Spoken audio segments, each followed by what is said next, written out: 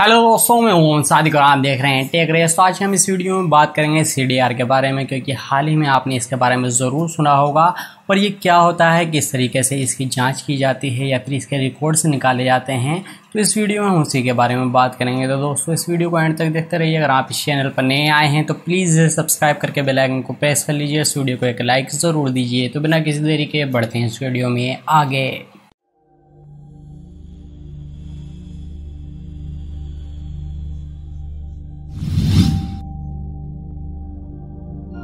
दोस्तों आपने सुना ही होगा कि कोई सी भी चीज़ है अगर उसकी इन्वेस्टिगेशन की जाए तो उसके अंदर अलग अलग तरह की जो प्रोसेस हैं वो फॉलो करने होते हैं। तो यहाँ पर जो है वो CDR की हम जो बात कर रहे हैं उसके अंदर ये है कि कॉल डिटेल्स रिकॉर्ड को निकाला जाता है। अब ये सारी चीज़ जो है आप नॉर्मली तौर पर कर सकते हैं। अगर आप पोस्टपेड सिम का यूज़ करते हैं तो उसके अंदर ये आप आसानी से कर सकते हैं। इसके अलावा अगर आप चाहें तो आपकी जान पहचान अच्छी होनी चाहिए, तब आपको जो आपका सर्विस प्रोवाइडर होता है, नेटवर्क का जो प्रोवाइड कराता है आपको, आप उसके थ्रू ये सारी डिटेल निकाल सकते हैं। इसके अलावा जो चीज़ें हैं वो ये है कि आपकी जहाँ पर भी इस चीज़ की ज़रूरत पड़ने वाली होती है तो वो पर्पस पहले चेक किया जाता है। तो सबसे पहले नज़र डाल लेते हैं इस बात पर पे CDR एक्चुअल में क्या होता है और इसकी ज़रूरत हमें क्यों पड़ती है, उसके अंदर क्या क्या प्रोसेस फॉलो होने वाले हैं।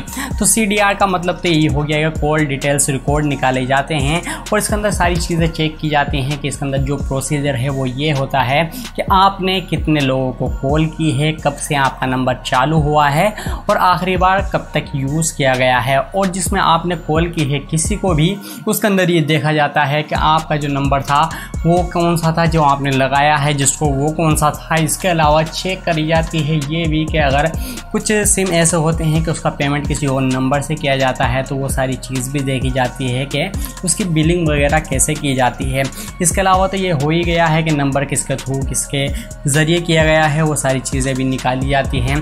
इसके अलावा जो चीज़ होती है वो ये होती है कि कॉल का जो ड्यूरेशन है वो भी निकाला जाता है कि किस लोगों पे आपने कंटिन्यूसली जो है कॉल की है, यानी कोई स्पेसिफिक नंबर हो सकता है जिसमें आप लंबी लंबी कॉल करते हैं, इसकी ड्यूरेशन निकाली जाती है कि आपने ज़्यादातर किससे लंबी बातें की हैं। तो ये सारी चीज़ें होती हैं, आप नॉर्मली निकाल सकते हैं। अगर आपको शक होता है कि आपके मोबाइल से कोई और भी नंबर यूज़ कर रहा है आपका, या फिर किसी और को कॉल कर रहा है और आपको लगता है आपके बिल ज़्यादा आ रहे हैं, या फिर आपको लगता है कि आपका जो नंबर है वो कहीं गलत यूज़ हो रहा है, तो उसके अंदर ये सारी चीज़ ज़रूर होती है जिसके अंदर आपको CDR का पूरा प्रोसीजर फॉलो करना होता है।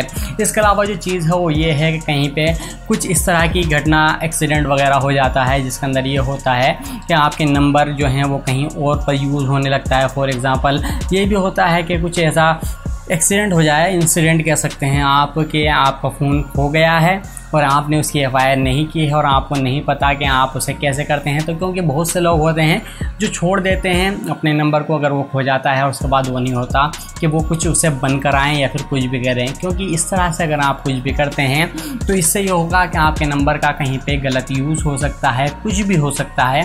तो जिसके थ्रू आपका जो नंबर है अगर उसे ट्रेस वगैरह किया जाए तो वो सबसे पहले चीज़ देखी जाती है कि वो नंबर किस ID से रजिस्टर्ड होता है। अगर वो दूसरा बंदा आपके नंबर का गलत यूज़ करता है तो अगर उसमें कहीं पर इन्वेस्टिगेशन होती है तो फिर वो ID देखी जाती है जिस नंबर पर वो सिम रजिस्टर्ड होता है, तो वो फिर आपको ही पकड़ते हैं अगर कुछ इस तरह का केस बनता है। इसके अलावा कुछ इस तरह की चीज़ें भी होती हैं जिसके अंदर आपने हाल फिलहाल में देखा होगा कि कहीं पर कुछ मर्डर्स वगैरह हो जाते हैं या फिर इस तरह की चीज़ें होती हैं, कुछ भी हो सकता है एक्सीडेंट।